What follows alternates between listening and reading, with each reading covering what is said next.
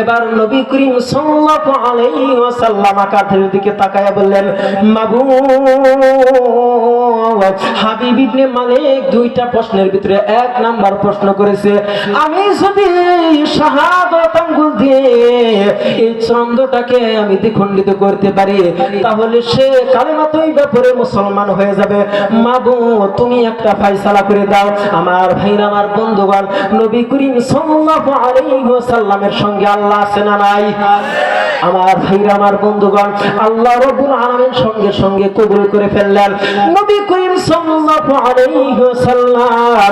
এবার নবী করিম সাল্লাল্লাহু আলাইহি ওয়াসাল্লাম হাত দিয়ে ইশারা করে শাহাদাত আঙ্গুল দিয়ে চাঁদের দিকে যখন এইভাবে ধরে, চাঁদটাকে যখন দ্বিখণ্ডিত হতে বলে সঙ্গে সঙ্গে চাঁদ দ্বিখণ্ডিত হয়ে যায়। বলি সুবহানাল্লাহ।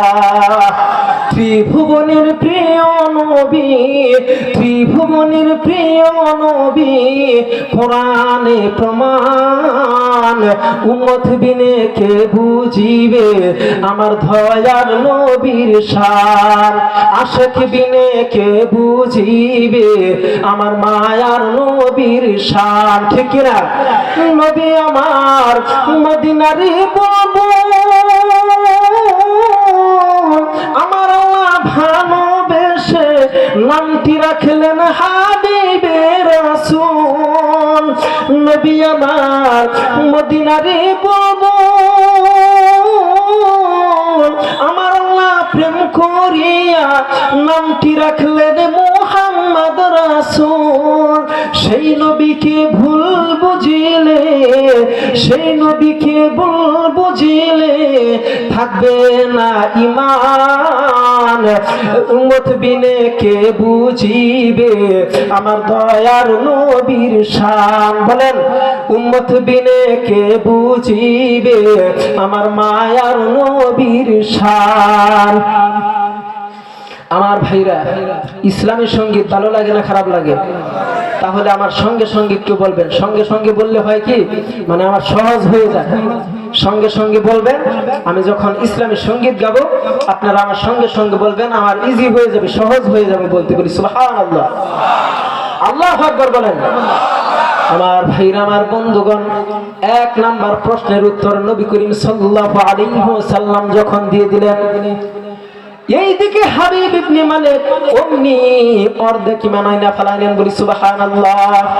আমার ভাইরা, আমার বন্ধুগণ, এবার হাবিব ইবনে মালিক ডাক দিয়ে বলতেছেন, নবীজি, আমার এক নাম্বার প্রশ্নের উত্তর আমি পেয়ে গেছি। এবার দ্বিতীয় নাম্বার প্রশ্ন হলো, নবী গো, আপনি যদি সত্যিকার অর্থে নবী হয়ে থাকেন, সত্যিকার যদি নবী হয়ে থাকে, দ্বিতীয় নাম্বার প্রশ্ন হলো, এই যে চাঁদটাকে দ্বিখণ্ডিত করলেন, এই চাঁদটাকে আবার পুনরায় ছোড়া লাগাইয়া, পুনরায় আবার ছোড়া লাগিয়ে আপনি যদি পূর্ণিমার চাঁদে পরিণত করে দিতে পারেন তাহলে আমার দ্বিতীয় নাম্বার প্রশ্নটাও সঠিক হয়ে যাবে। আমার ভাইরা, আমার বন্ধুগণ, এখন আপনাদেরকে আমি বলি, এক নাম্বার প্রশ্নের উত্তর নবী করিম সাল্লাল্লাহু আলাইহি ওয়াসাল্লাম দিয়েছে এবং দ্বিতীয় নাম্বার প্রশ্নের উত্তর এখন নবী করিম সাল্লাল্লাহু আলাইহি ওয়াসাল্লাম কি দিতে পারবে কি পারবে না? তো নবী করিম সাল্লাল্লাহু আলাইহি ওয়াসাল্লামকে যখন বলা হলো, নবীজি, আপনাকে এক নাম্বার প্রশ্ন করেছিলাম চাঁদটাকে দ্বিখণ্ডিত করার জন্য, এখন এই চাঁদটাকে যদি আপনি পরিপূর্ণ করে দিতে পারেন এবং কি পরিপূর্ণ করে দিয়ে চাঁদটাকে পূর্ণিমার চাঁদে পরিণত করে দেন তাহলে আমি বুঝবো যে আপনি সত্যিকার অর্থে নবী। বলি সুবহানাল্লাহ। আমার ভাইরা, আমার বন্ধুগণ, এবার নবী করিম সাল্লাল্লাহু আলাইহি ওয়াসাল্লাম আকাশের দিকে তাকাইলেন। কারণ আমার ভাইরা, আমার বন্ধুগণ, নবী করিম সাল্লাল্লাহু আলাইহি ওয়াসাল্লাম অসংখ্য কাফেরদের সম্মুখে নবী করিম সাল্লাল্লাহু আলাইহি ওয়াসাল্লাম একা দাঁড়িয়ে রয়েছে, কিন্তু দেখা যাইতেছে নবী করিম সাল্লাল্লাহু আলাইহি ওয়াসাল্লাম 1000 সৈন্যের ভিতরে নবী করিম সাল্লাল্লাহু আলাইহি ওয়াসাল্লাম একা দাঁড়িয়েছে, কিন্তু নবী করিম সাল্লাল্লাহু আলাইহি ওয়াসাল্লাম ওইখানে একা দাঁড়ান নাই। নবী করিম সাল্লাল্লাহু আলাইহি ওয়াসাল্লামের সঙ্গে স্বয়ং আল্লাহ রয়েছে। আল্লাহু আকবার বলেন। আমার ভাইরা, আমার বন্ধুগণ, নবী করিম সাল্লাল্লাহু আলাইহি ওয়াসাল্লাম আকাশের দিকে তাকায় বললেন, মাবুদ, এবার দ্বিতীয় নাম্বার প্রশ্ন করেছে, এই চাঁদটাকে আমার পরিপূর্ণ করে দিতে হবে। চাঁদটাকে পরিপূর্ণ করে দিয়ে যদি আমি এই চাঁদটাকে পূর্ণিমা চাঁদে পরিণত করে দিতে পারি, তাহলে আমি সঠিক প্রশ্নের উত্তর দিয়ে দিব এবং কি তারা মনে করবে আমি সত্য নবী। আমার ভাইরা, আমার বন্ধুগণ, এবার নবী করিম সাল্লাল্লাহু আলাইহি ওয়াসাল্লাম শাহাদাত আঙ্গুল দিয়ে ওই চাঁদটাকে আবার একত্রিত হতে বললেন দ্বিখণ্ডিত চন্দ্রকে।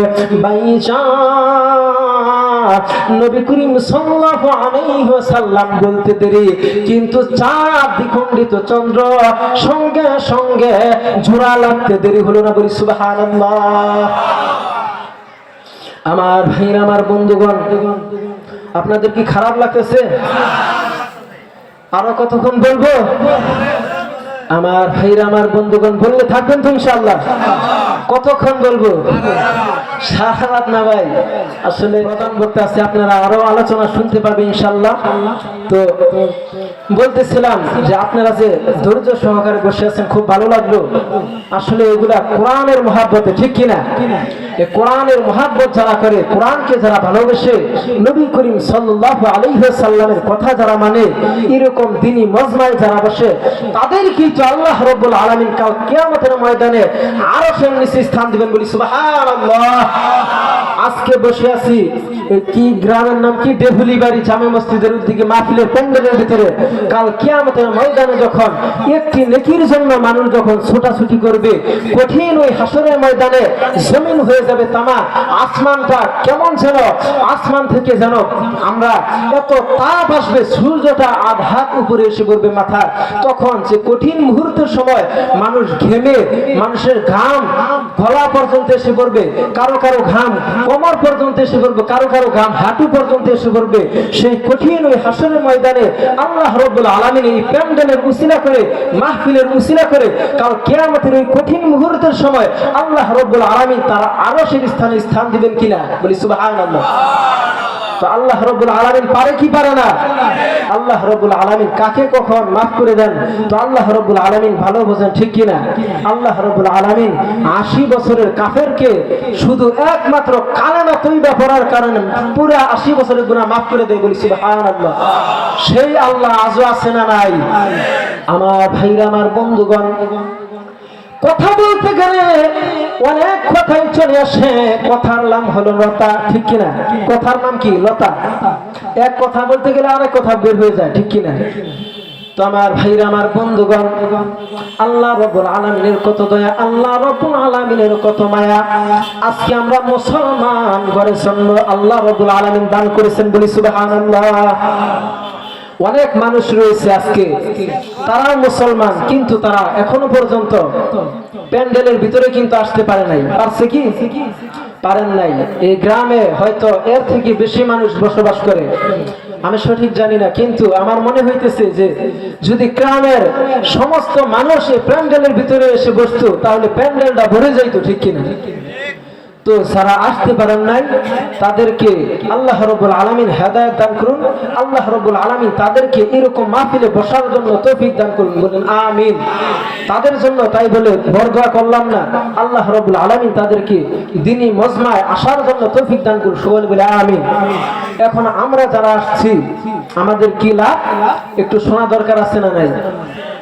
আমার ভাইরা, আমার বন্ধুগণ, এরকম প্যান্ডেলের ভিতরে আমরা বসেছি, সবচেয়ে শ্রেষ্ঠ নিয়ামত আল্লাহ রাব্বুল আলামিন এই পৃথিবীর জমিনে সুস্থতাকে করেছেন। বলি সুবহানাল্লাহ।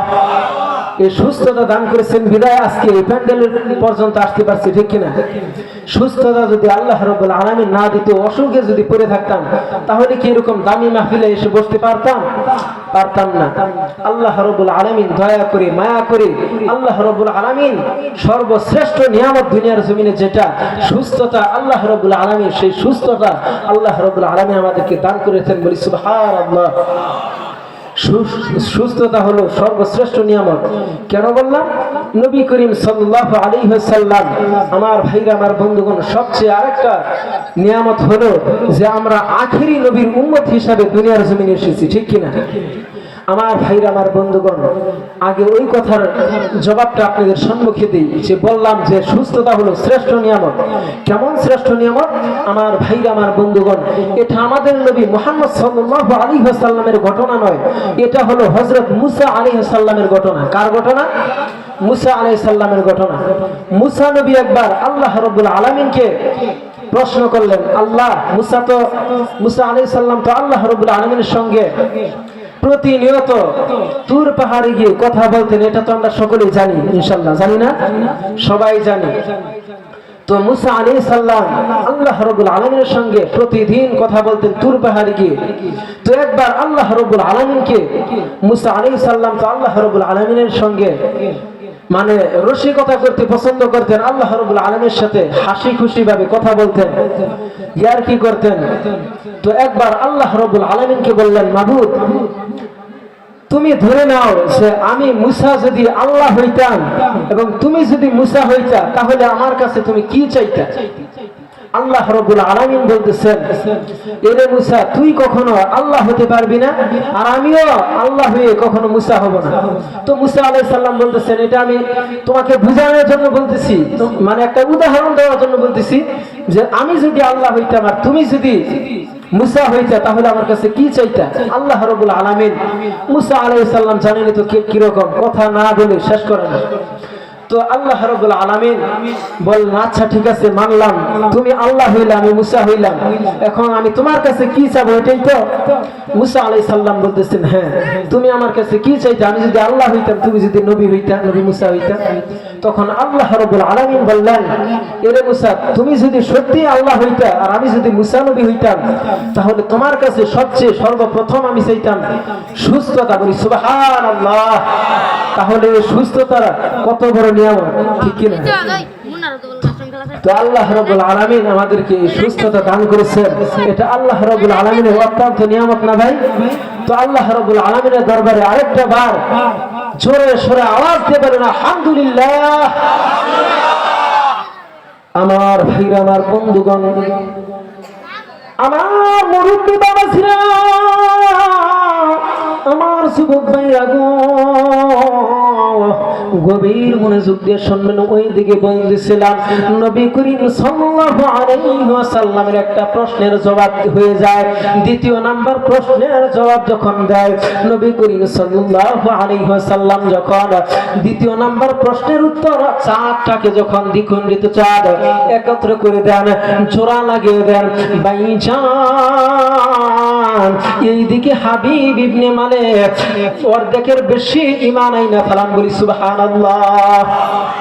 আমার ভাইরা আমার বন্ধুগণ, হাবিব ইবনে মালিক ডাক দিয়ে বললেন, নবীজি, আপনি কি